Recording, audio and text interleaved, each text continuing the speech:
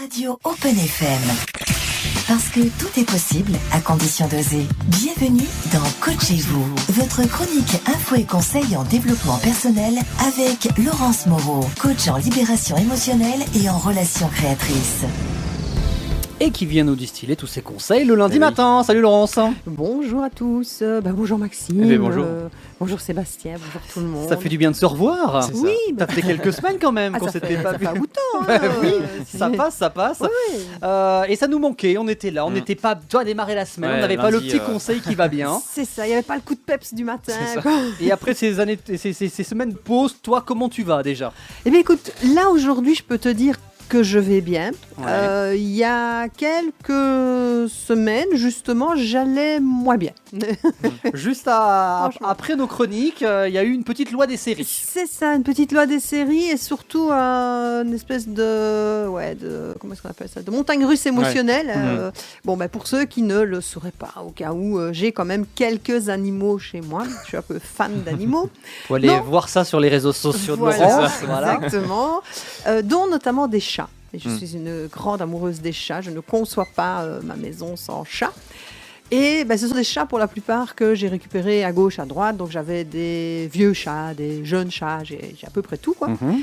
Et pour expliquer, il y a 3 semaines, je pars travailler sur Brive. Mon mari me dit le jeudi, ah tiens c'est bizarre, Harry, un chat qui avait plus ou moins 2 ans, pas rentré pour manger le soir. Je me dis, oula, Harry c'est dans le genre, c'est dans le genre métronome hollandais. Tu vois, D'accord. c'est je rentre, je mange, je ressors, merci. Ouais. Le lendemain matin, j'arrive, je mange, je rentre, je ressors. Ok, Voilà. ouais. Mais il revenait, donc c'est assez bizarre. Donc je rentre le vendredi soir, on cherche après, bon, pas de chat, pas d'Harry. Le samedi, toujours pas de chat, je commence à mettre des affiches partout. Et le lundi matin, j'ai quelqu'un qui me dit, oulala, il y a un chat gris et blanc sur le bord de la route vers Bessines, va quand même voir. Je vais voir, de fait, je retrouve mon Harry, mais qui avait certainement été percuté par une voiture. Donc déjà, un peu compliqué, je ramène le chat à la maison. Le week-end d'après, j'avais un autre chat, mais ça que j'avais trouvé dans le village, qui était aussi vieux, plein de puces, abîmé par les tiques et tout ce qu'on veut, que j'avais super bien récupéré, qui s'appelait Loustic, et qui nous avait fait une thrombose au mois d'août. Et Loustic avait super récupéré, il recommençait à sauter, à courir, à marcher. Je repars pour aller travailler, bim, le mardi, mon mari me dit, écoute, Loustic, vraiment pas top, donc j'ai écoute, vétérinaire, le temps que je revienne. Donc vendredi, je remonte comme une furie pour venir voir ce qui se passe. De fait, Loustic, vraiment pas bien, donc je dis à la vétérinaire, j'ai écouté, tant qu'à être la fin, je le reprends à la maison, parce que finir sa vie dans une cage, non, autant qu'il revienne avec moi. Et le dimanche matin, là, je me lève et je me dis non, c'est pas possible. Loustic, il va pas, c'est pas bon. Donc je téléphone à la vétérinaire et je descends pour aller vraiment le faire euthanasier. Donc quand je remonte, autant vous dire que j'étais dans un état, mais quelque chose de monstrueux. Et qu'est-ce que j'ai fait ? En fait, j'ai profité de mes petits thérapeutes assistants à 4 pattes. Je suis allée me mettre dans la prairie. Et donc, qu'est-ce qui s'est passé à ce moment-là ? J'ai vraiment eu, mais les chèvres, les moutons, mais tous, ils sont arrivés, mais ils sont vraiment venus se coller contre moi, vraiment mettre leur tête dans mon cou, et chacun leur tour. Et comme ils ont, et comme ils ont chacun leur particularité, j'ai vraiment senti au fur et à mesure. Vous savez la différence entre être malheureux ou être triste ? Vous connaissez la différence entre les deux ? Du tout. La tristesse, en fait, c'est une émotion. Donc c'est quelque chose qui est rapide, qui est intense, qui est incontrôlé, mais c'est une émotion. Le malheur, c'est comme le fait d'être heureux, c'est un état. Donc ça peut perdurer dans le temps. Et quand je suis rentrée, j'étais malheureuse comme les pierres. Mais vraiment, je me dis, je vais pas arriver à m'en remettre, c'est pas possible. Et grâce à eux, j'ai vraiment senti que tout le malheur est parti. Restait la tristesse d'avoir dû me séparer d'avoir été obligée de séparer de 2 chats pendant 2 jours, en une semaine, comme ça. Et en fait, c'est vraiment là que l'animal a toute sa puissance, c'est qu'ils viennent enlever tout ce qui pourrait être durable, tout ce qui est compliqué à gérer, Et en fait, au final, il reste plus que l'émotion qui, elle, va passer. Et de fait, 2 heures après, je vais pas dire que je dansais là-haut-là, on n'est pas là, mais je vais dire, il y avait plus ce côté malheur ni tristesse. Et c'est vrai que c'est important, et je voulais parler de ça aujourd'hui parce que, alors bizarrement, depuis quelques jours, on me pose beaucoup de questions sur cette thérapie assistée par l'animal. Alors, pour ceux qui ne connaissent pas du tout, on en parle beaucoup dans les hôpitaux. Maintenant, de plus en plus, il y a un cheval qui s'appelle Peyo, dans le nord de la France, qui va rendre visite aux personnes dans les EHPAD et dans les hôpitaux. On met de plus en plus de chats ou de chiens dans les maisons de retraite aussi, et dans les EHPAD pour les personnes âgées. Pourquoi ? Parce que l'animal, il a ce pouvoir de venir, en fait, mais vers la personne sans jugement, sans rien. Ils ont des récepteurs, ils ont des perceptions que nous, on n'a pas. Je sais pas, vous avez des animaux tous les deux ? Vous avez quoi ? Des chats. Toi, un, deux ? Moi, un chat. Un chat. Un chat, des poules. Un chat, des poules, ok. Alors, ça fait sourire les poules, mais... Oui, ça fait du bien des fois aussi. Voilà. Quel lien tu as avec tes poules ? Ah bon, ça, on parle bien de poules à plumes. Hein. Ah oui, des poules à plumes. Le reste ne nous regarde pas. Voilà. Non, oui, des poules dans le jardin. On les mange pas, c'est sûr. On s'en occupe comme ça, puis c'est pour les œufs, mais sans plus, quoi. C'est pas un élevage du tout, c'est vraiment un animal de compagnie, quoi. D'accord, et quand tu vas tout près, elles viennent... on met les chaises carrément dans le truc, et puis on reste quelques temps, une demi-heure, voire 1 heure des fois. C'est ça. Et c'est cool. Alors, est-ce qu'elles font quand on les mène ? Est-ce qu'elles picorent ? Oui, ouais, tout à fait. Ouais. Ah ouais, moi elles font ça aussi. En fait, ça fait la côte-côte thérapie. Là. C'est un peu comme si c'était l'acupuncture. Et quand tu peux le faire, c'est top. Tu te mets au sol et en fait elles viennent et elles picorent sur les jambes, sur les bras et ça fait vraiment du bien. Et toi, un chat ? Un chat. Un jeune, un vieux 11 ans, 12 ans. 11 ans, d'accord. Ouais. Mais qu'est-ce que ça vous apporte en fait, votre animal ? Je vais parler plutôt du chat ou du chien que des poules. Qu'est-ce que ça vous apporte à tous les deux ? C'est une compagnie, mais c'est un apaisement aussi. Voilà. Des fois, on est un peu stressé, on s'assoit sur le canapé, tu caresses le chat qui, en général, vient se mettre sur toi. Donc, tu n'as pas le choix, tu ne fais plus rien de toute façon. C'est ça. Et puis voilà, ça ronronne, ça apaise, ça. Voilà. Ouais. Relaxation, c'est surtout ça. Ouais. C'est exactement ça. En fait, le chat, surtout, a ce côté, le ronron, déjà, le côté ronronnement du chat. Et d'ailleurs, on parle de ronron-thérapie de plus en plus. Et comme tu le dis si bien, c'est lui qui vient. Donc, en fait, l'animal, très souvent, il sent que vous n'êtes pas bien. Et donc, il va venir pour en fait, absorber toute votre énergie négative, toute votre tristesse, tout votre mal-être. Je prends l'exemple aussi des chevaux. Les chevaux sont vraiment le meilleur exemple, je vais dire, d'éponge émotionnelle.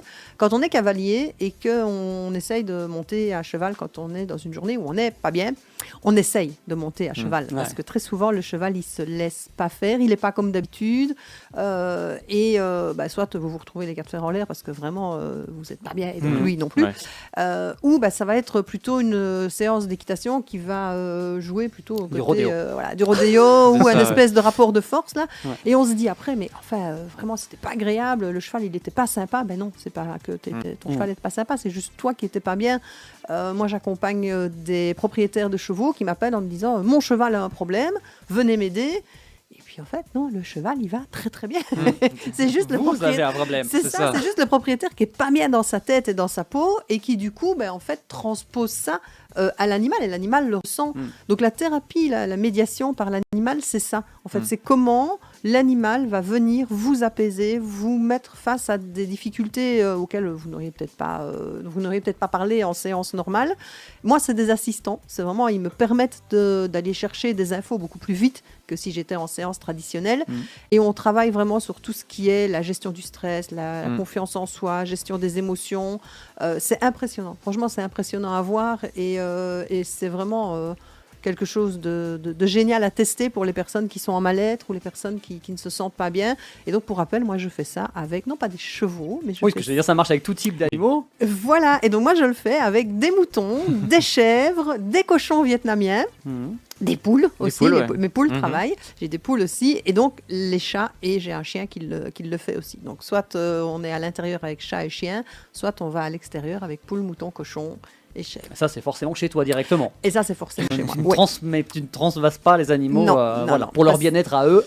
Et parce que de toute façon, si tu les changes de place, hormis un cheval qui est dressé ou un chien, mais les autres, il faut qu'ils soient dans leur état naturel. Et c'est ce qu'on appelle aussi l'éthologie. C'est comment tu peux observer un animal dans son milieu naturel et dans la nature versus comment il est quand il est parfois dans des situations d'être contraint. On aurait presque pu faire de la mise en pratique ce matin, juste avant que tu arrives. Ouais, sur ce siège, il y avait un chat tout à l'heure qui dormait sur ce siège, tu vois. Ah ben zut. Voilà, mais il est parti, il avait bien mangé, donc du coup il s'est dit bon allez, ça y est, le jour s'est levé, je file. J'ai pas pensé, j'aurais dû prendre mon chien. Et puis pour la petite anecdote, pour remplacer les 2 chats que j'avais perdus, je suis allée chercher 2 petits chatons. Donc maintenant voilà, j'ai 2 petits chatons. Oui, même l'histoire est encore plus belle parce que tu es allé là-bas et c'est le hasard des rencontres. Tout à fait. J'allais à la SPA pour aller chercher le plus vieux, le plus laid, le plus moche, celui dont personne ne voudrait. Et juste à ce moment-là, il y a une dame qui arrivait en fait avec des petits chatons qu'elle avait chez elle mais qu'elle ne savait pas garder. Et comme la SPA ne prend pas les chatons entre guillemets trouvés, c'était ça où ils allaient à la fourrière. Bon, qui dit fourrière, on sait ce qu'il y a derrière. Et donc là, je me suis dit, c'est pas possible. Donc je partais pour aller chercher un chat âgé et je suis revenue avec 2 chatons. Voilà. Et donc, qui vont très bien et qui te font aussi une belle thérapie depuis. Oui, ça c'est clair. Je travaille. J'envoie des mails un peu bizarres parfois parce que comme ils passent sur le clavier. Ah oui, ça arrive. On connaît ça sur la table de mixage avec celui. Voilà, ça fait tout. Ah merde. Et donc il s'appelle comment ? Truc et Muche. Voilà. Donc, voilà. Et si vous voulez voir en image les réseaux sociaux de Laurence. Tout à fait. Truc et Muche sont sur les photos.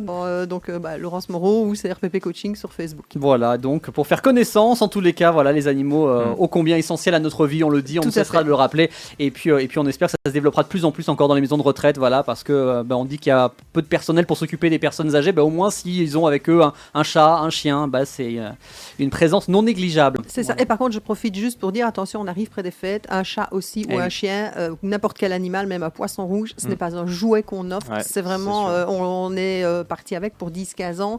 Donc voilà, réfléchissez à 2 fois avant d'offrir un chien ou un chat à vos enfants. Ils nous aiment beaucoup, ils nous donnent beaucoup d'amour. Si on peut éviter de les attacher à un arbre 3 mois après, c'est pas mal. Voilà, le message est encore passé, malheureusement. On est encore obligé de rabâcher. Bref, on va te remercier en tout cas pour cette chronique. Mais merci qui à nous a fait vous. du bien. Et puis je vous souhaite plein de bonheur. J'espère que je vais voir le chat qui va revenir pendant que je suis là. Écoute, voilà, on lui passe le message. Je sais qu'il nous écoute à l'extérieur avec son 4pod, je ne sais pas.